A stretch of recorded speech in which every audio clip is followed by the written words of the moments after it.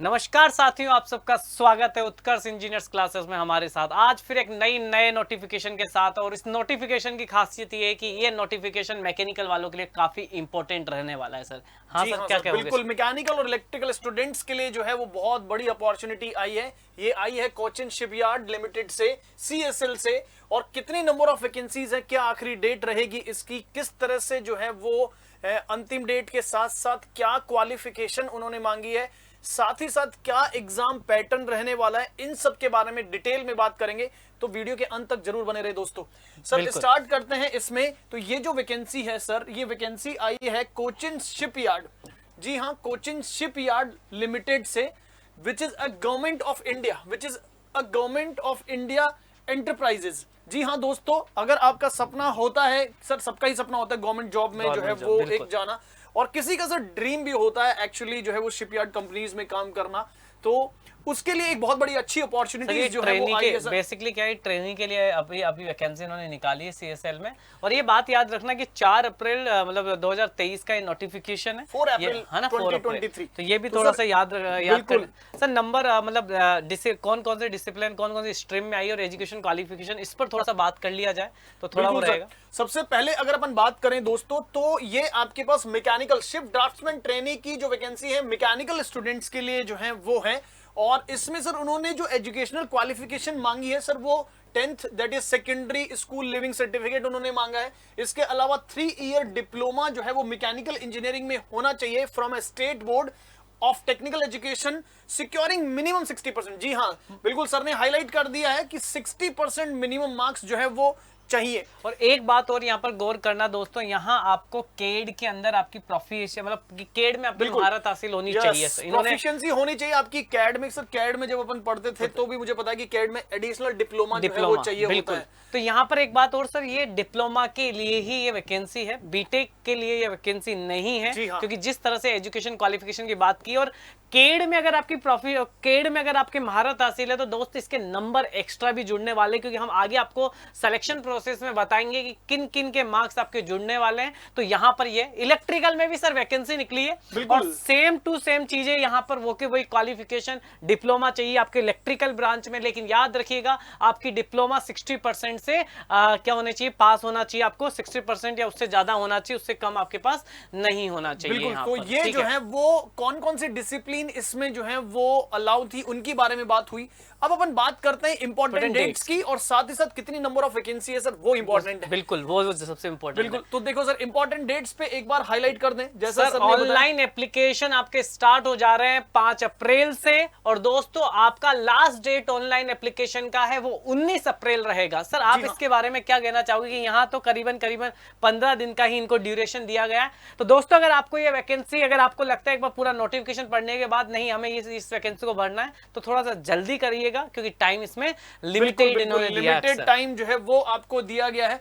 तो sir time sufficient है, limited नहीं, 15 डेज सर सफिशिएंट टाइम है। वो क्या होता है सर, 1 महीने का टाइम अक्सर दिया जाता है ना, तो उनके माइंड में सेट होता है कि 1 महीना हम भर लेंगे आराम से। बिल्कुल बिल्कुल, सर ने जो बोला है वो बहुत सही बात है, क्योंकि ये एक माइंडसेट होता है कि हाँ 1 मंथ का टाइम होता है। तो 19 अप्रैल निकलने के बाद में अगर ख्याल आए कि सर मेरे को भरना चाहिए, तो फिर तब तक तो डेट ही निकल जाएगी। सर सीट्स के बारे में थोड़ा सा बता दीजिए। तो सर मैकेनिकल की जो पोस्ट है जो है वो है आपके पास 59 नंबर ऑफ वैकेंसीज है। बहुत बड़ी पोस्ट है 59 मैकेनिकल के अंदर, क्योंकि काफी बच्चे सर क्या है कि अभी एक वैकेंसी आया था यूपीएससी में जेई में, उसमें मैकेनिकल नहीं था, तो बच्चे बोल रहे सर मैकेनिकल का वैकेंसी नहीं है। हाँ। यहाँ आपके पास मैकेनिकल की डिप्लोमा बेसिस पर वैकेंसी आ गई। अगर आपने पढ़ा हुआ है तो आप इसमें अच्छे से मार्क्स करिए अपना और सिलेक्शन लेके जाइए। सिमिलरली सर इलेक्ट्रिकल के लिए जो है वो 17 जो है वो नंबर ऑफ पोस्ट है, और टोटल वैकेंसी जो है वो आपके पास 76 जो है वो वैकेंसी है।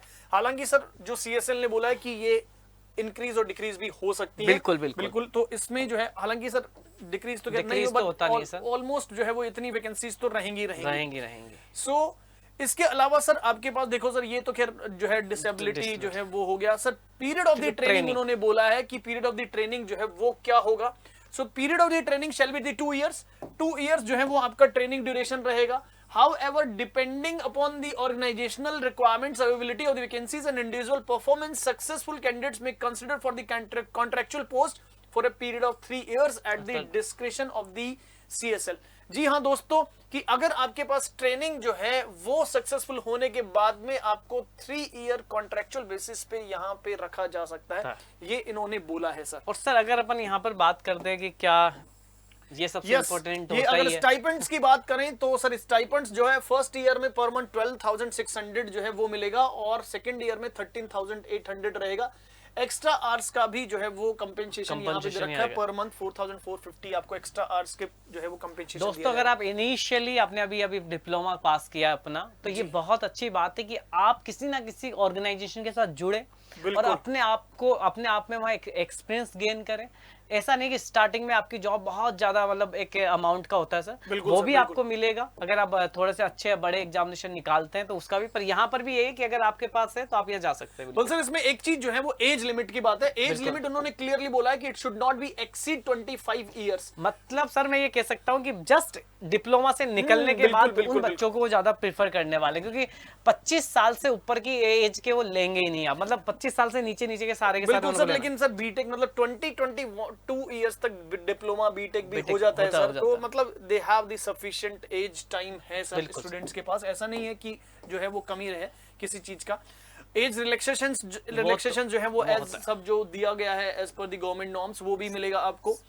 सर सबसे बड़े मोड ऑफ सिलेक्शन क्या रहने वाला है दोस्तों, अनिल सर आपको समझाएंगे कि मोड ऑफ सिलेक्शन में क्या क्या चीजें रहने वाली है पूरे अच्छे से। तो हम चलते हैं मोड ऑफ सिलेक्शन में, चाहे वो मैकेनिकल या इलेक्ट्रिकल हो। बिल्कुल सबसे इंपॉर्टेंट जो मेथड रहेगा वो आपके पास सर, ये जो एग्जाम है वो 2 फेजेस में होने वाला है, फेज 1 और फेज 2। फेज 1 में अगर अपन बात करें सर तो इसमें जो है उन्होंने बोला है कि जो डिप्लोमा इन्होंने किया हुआ है सर उसके 20 मार्क्स जो है वो मिलेंगे। इसलिए ना 60% से ऊपर उन्होंने क्या कहा था, अपने क्वालिफिकेशन को मांगा था। बिल्कुल, तो आपके डिप्लोमा मार्क्स जुड़ेंगे लगभग 20% ही मानो सर, अगर 100 का माने तो। उसके बाद में सर फेज 1 है, ऑब्जेक्टिव टाइप ऑनलाइन टेस्ट होगा 50 मार्क्स का, और फेज 2 में प्रैक्टिकल टेस्ट होगा कैड, जैसे कि उन्होंने बोला था कि कैड प्रोफिशिएंसी चाहिए, तो कैड का भी आपको 30 मार्क्स का जो है वो वहां पे टेस्ट होगा। तो 30, 50, 20 दैट इज 100 मार्क्स का ये टोटल पेपर होगा, चाहे आप इलेक्ट्रिकल ब्रांच से हैं चाहे आप मैकेनिकल ब्रांच से हैं। बिल्कुल किसी भी ब्रांच से आप हो, ये आपको कहिए आपका एक मेथड ऑफ सिलेक्शन है और कैसे जुड़ेगा ये आपको। और सर ये जो एग्जाम होने वाला है वो केरला यानी कोची में जो है वो होगा। जैसा फेज फर्स्ट में इन्होंने बताया हुआ है sir, objective type online test होगा, 60 मिनट ड्यूरेशन होगा और आपके पास 2 पार्ट्स इसमें होंगे, जनरल और सब्जेक्ट रिलेटेड पार्ट है, पार्ट बी। मतलब इसमें आपके पास आपके सब्जेक्ट से रिलेटेड भी पूछा जाएगा और जनरल से भी रिलेटेड आपसे पूछा जाएगा। इसमें लिखा हुआ है सर जनरल पार्ट में अगर अपन बात करें तो जनरल नॉलेज, जनरल इंग्लिश इन्होंने बहुत क्लियरली मेंशन किया है सर, जीके हो गया, जनरल इंग्लिश हो गया, रीजनिंग हो गया, क्वांटिटेटिव एप्टीट्यूड हो गया। ये आपके पास जो है वो नॉन टेक का जो सिलेबस है वो रहने वाला है। और आई थिंक सर जो भी डिप्लोमा और इंजीनियरिंग स्टूडेंट्स हैं, एस्पायरेंट्स हैं जो प्रिपरेशन करते हैं, सो जनरल नॉलेज आपके पास, रीजनिंग, क्वांटिटेटिव एप्टीट्यूड ये तो वो पढ़ते ही पढ़ते हैं सर। यहाँ दे भी दिया कि जनरल नॉलेज से 5 क्वेश्चंस होंगे, इंग्लिश से 5 होंगे, रीजनिंग से 5, एप्टीट्यूड से 5 और सब्जेक्ट से 30, यानी टोटल नंबर ऑफ क्वेश्चन हो गए 50। मतलब 20 क्वेश्चन तो आपके हो गए एक तरीके से, 20 मार्क्स आपके हो गए नॉन टेक्निकल और 30 मार्क्स हो गए आपके टेक्निकल सब्जेक्ट। और फिर साथ में 30 नंबर जो है वो कैड के जो है वो, जैसे उन्होंने बोला है 30 नंबर कैड का जो है वो पेपर होगा सर, जो पार्ट 2 और 20 मार्क्स जो है वो डिप्लोमा के हैं। सर सबसे इंपॉर्टेंट कि यहाँ पे कोई भी नेगेटिव मार्किंग नहीं है। जी, पेपर के अंदर कोई नेगेटिव मार्किंग यहाँ पर आपको नहीं होगी, ठीक है, ये आप बिल्कुल बेफिक्र रहिए ना, ठीक है, इसमें कोई दिक्कत आपको होने वाली नहीं। 100 क्वेश्चन मिलेंगे आपको वहां पे, सॉरी 80 जो है वो क्वेश्चंस होंगे, क्योंकि 50 जो क्वेश्चंस हैं वो तो 30 और प्लस 20 50 क्वेश्चंस ये होंगे और 30 क्वेश्चंस कैड वाले होंगे। सो ये आपके पास जो है वो रहने वाले हैं सर। दिस इज जो है वो आपके पास सबसे इंपॉर्टेंट ये है कि आपको अगर फेज 1 में जो है क्लियर करते हो तो भी फेज 2 की तरफ जो है वो आपकी तरफ बढ़ोगे। फेज 1 में सर उन्होंने बोला है कि मिनिमम 50% मार्क्स, मिनिमम 100 क्या हो रहा है, मतलब 50 क्वेश्चंस में से 25 क्वेश्चंस आपके सही होंगे ना, तो आप फेज सेकंड में जाने वाले हो। बिल्कुल। उसके बाद में सर इन्होंने रिलैक्सेशन दिया है ओबीसी के लिए 55% और बाकी जो है एससी एसटी कैंडिडेट्स के लिए 40% जो है वो उन्होंने दिया हुआ है। तो ये जो है वो इंपॉर्टेंट चीजें हैं जो आपको ध्यान में रखनी है before you fill the form. So इसके अलावा सर देखो उन्होंने बहुत अच्छी चीज बोली है कि फर्दर जो सर्टिफिकेट वेरिफिकेशन के लिए जब जाएंगे तो phase 2 practical test shall be conducted with the eligible candidates even if it is less than 1:6 ratio as decided by the CSL। यानी आपके पास अगर 1:6 रेशो से कम आते हैं तो आपके पास फर्दर सर्टिफिकेट वेरिफिकेशन की तरफ जो है वो जाएंगे। Only those candidates who successfully complete the certificate verification shall be shortlisted to attend the phase 2. तो फेज 2 की तरफ आप जाएंगे, अदरवाइज वो जो है वो फेज 2 जो प्रैक्टिकल टेस्ट है, जिसमें केड सॉफ्टवेयर पर आपका प्रैक्टिकल लिया जाएगा। ठीक है, बिल्कुल। तो ये आप थोड़ा सा याद रखिए।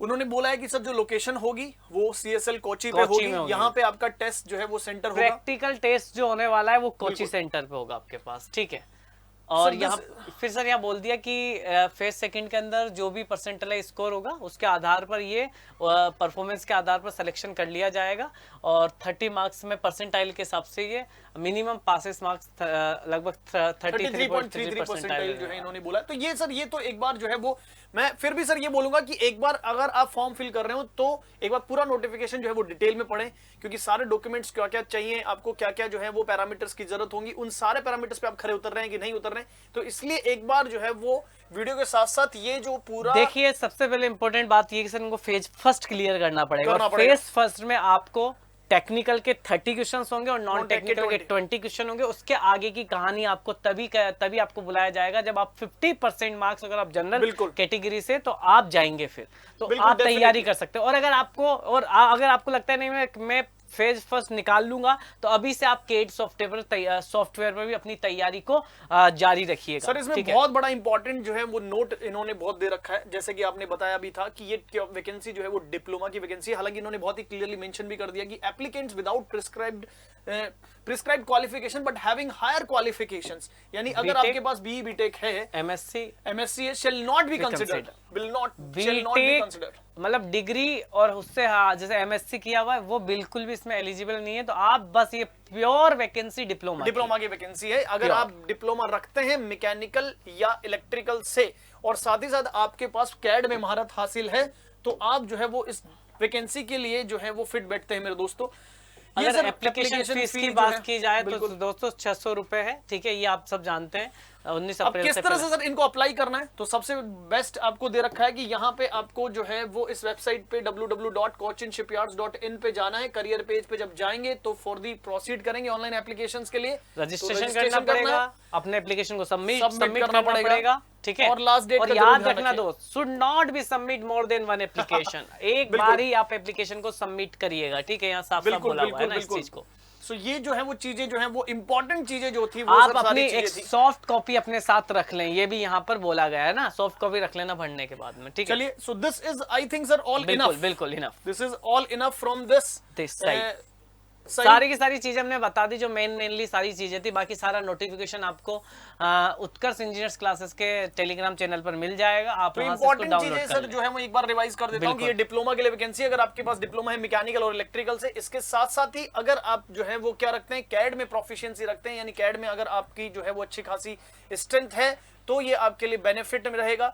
डिप्लोमा में अच्छे मार्क्स है, 20% मार्क्स जो है वो डिप्लोमा के बनेंगे। मैकेनिकल और इलेक्ट्रिकल के लिए है वैकेंसी, लास्ट डेट 19 अप्रैल है, तो ध्यान रखें इस चीज का। 19 अप्रैल जो है वो लास्ट डेट है, लास्ट डेट का इंतजार ना करें और उससे पहले ही जो है वो अगर आप फिट बैठते हैं तो इस वैकेंसी के लिए अप्लाई कर दें। तो आई think sir this is all enough, this is all enough. Website आपको दे रखी है, वेबसाइट पे आप ध्यान रखें, वेबसाइट पे जाएं, करियर पेज पे जैसे जाएंगे आपको ऑप्शंस दिखेंगे, फिल करें। और आई थिंक सर कि स्टूडेंट्स को सर ऐसी अपॉर्चुनिटीज मिस नहीं करनी चाहिए, मल्टीपल जो है अपॉर्चुनिटीज में हाथ जो है वो मारना चाहिए। सर मैकेनिकल वालों के लिए काफी इंपॉर्टेंट वैकेंसी है। अगर आप डिप्लोमा से हो तो आप इसको फिल करिए, इतना ही हम कहेंगे। कुछ भी इससे रिगार्डिंग कुछ नया आता है तो हम जरूर आपको अपडेट करते रहेंगे। चलिए, this is all enough from our side. तो बने रहिए उत्कर्ष इंजीनियर्स क्लासेस के यूट्यूब चैनल पे। धन्यवाद, thank you so much, good luck.